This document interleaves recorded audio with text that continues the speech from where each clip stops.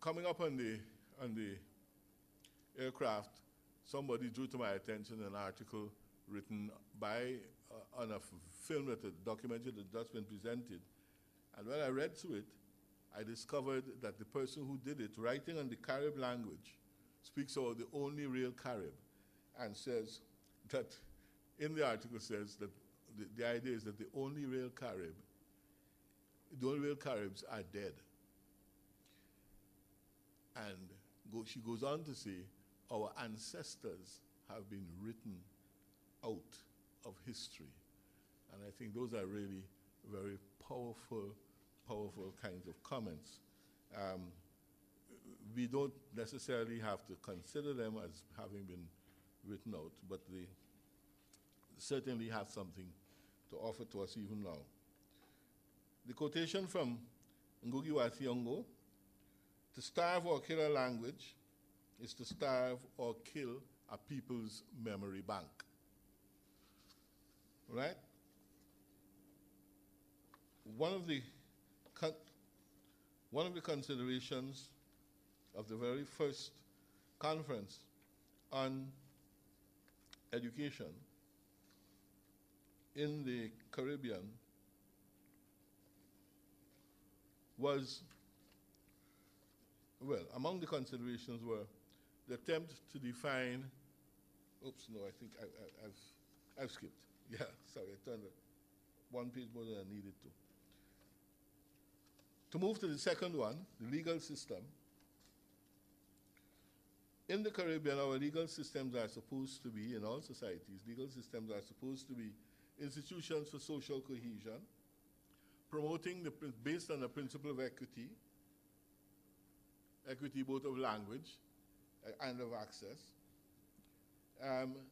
and requiring us to be able to train persons to make those systems work, to develop understandings among people about the reality of the linguistic situation, even their own linguistic situation, so that when I arrive in court and I hear something that I do not understand, I need to be honest enough to recognize that I don't really understand it. There's a story that is told in Guyana, and I suppose it could be repeated throughout the Caribbean, that Salina Loku, in defending a murder client, a client who had been accused of murder some years ago in the High Court, heard the prosecutor say that this man came into the station and he said, "Me wife, me giam clat, me kill am." In other words, my wife, I provide her with wherewithal, I killed her. And in his cross-examination, he asked the witness, "Are you sure that is what you heard?" And the witness confirmed it. He said, "Are you sure you didn't hear me wife, me giam clat, me kill am?" Which makes all the difference between a confession and a rejection. And it is that kind of inability to really understand those subtle differences between the two systems that we have operating, masquerading as one, that so very often leads us to the perils and the dangers of not getting within the system or not delivering within the system the kind of justice that we think needs to be delivered. We need to train our people to be able to recognize those things in themselves in the first instance and in the society at large so that they could ensure that the legal systems work properly. I don't know that there's any legal system anywhere in the Caribbean that caters to this. Many years ago, a magistrate in a preliminary trial in Trinidad accused a lady of causing her husband's death because she had indicated that the police had dragged her into the hut.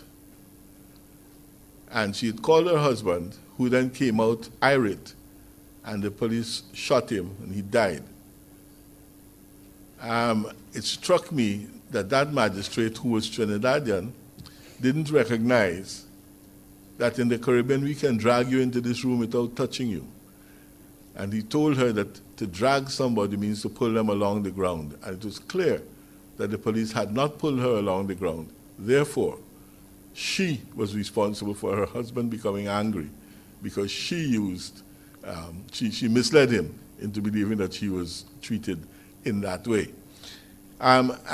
These sort of barriers to the proper operation of the law, of course, clearly affect the extent to which we can get a legal system that works efficiently. And what I'm trying to do here is to, again, point out that as people in the discipline of linguistics, we have a considerable amount to offer to persons who, to the system. There's information that we can provide, there is work that we can do, there's a willingness, and there was a time when the laborers were few. But happily, the laborers are becoming more and more, as Clive thus offered his generation's support to this position.